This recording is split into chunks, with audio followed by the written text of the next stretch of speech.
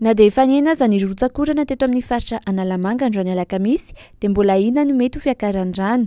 Nahatratra ny faritra ahafahana milaza fa misy loza manambana ny ahavon'ny rano ikopa teo amin'ny faritra Bebomanga tamin'ny 2 oratoandro ka nandefa filazana fanairana mavo an'ny komina 1 Antananarivo sy ny manodidina ny tompona andraikitry ny fiarovana ny lemaka Antananarivo amin'ny tondra-drano na ny APIPA. Voakasika izany loza manambana izany Antananarivo renivohitra, Anosizato Andrefana, Andranonahoatra, Bemasoandro, Akadimanga, Ambohitrimanjaka, Fiambonana, Ampangabe, Ambohiba Antehiroka, Talatamaty ary Arinarivo. Mbola itony andro ratsy hatramin'ny farany herinandro araka ny vinavina nataon'ireo mpamantatra ny toetry ny andro. Tokony hanomboka ny sabotsy ho avy izao ny fiforoana ny rivo-doza voalohany ka hakasika ny faritra avaratry ny nosy. Mbola itoy araka izany orana mikija ho an'ny faritra Melaky, Betsiboka, Alaotra Mangoro ary Atsinanana.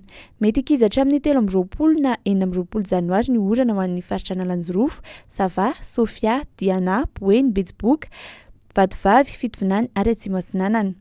Ary mbola inona sy ny fiakaran-drano sy ny firotsahan'ny tany araka ny fanazavana ireo mpamantatra ny toetry ny andro hatrany.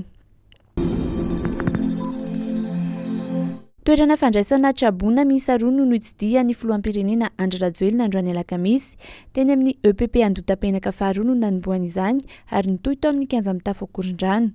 Nampanantena ny filoham-pirenena fa hitondra fanampiana ho an'ireo olona rehetra mipetraka eny amin'ny toerana iva amin'ny herinandro ambony.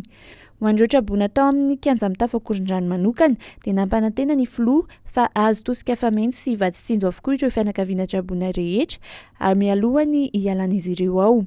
Isy ihany koa ny fizarana lamba firakotra sy kidoro ho azy ireo izay ho tanterahany ministeran'ny mponina Rabitsoma araka ny nambarany. Tsy maintsy isy ihany koa izy ny fijerena ireo vahaolana maharitra hialana amin'ny tondra-drano eto Antananarivo.